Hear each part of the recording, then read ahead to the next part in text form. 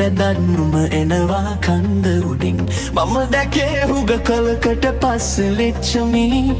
මගේ ලිංගතු කමට ඉතින් කාගෙත් ඇස් වහලා හොරෙන් තනි පංගලමේ ඉදින්න වරෙන් ලෙච්චමි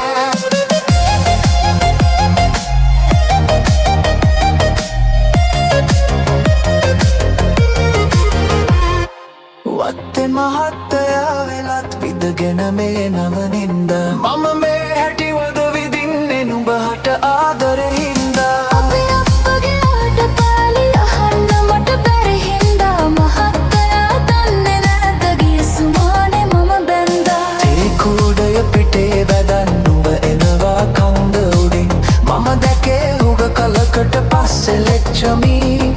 මගේ ලිංගතු කමට ඉතින් කාගෙන් ඇස් වහලා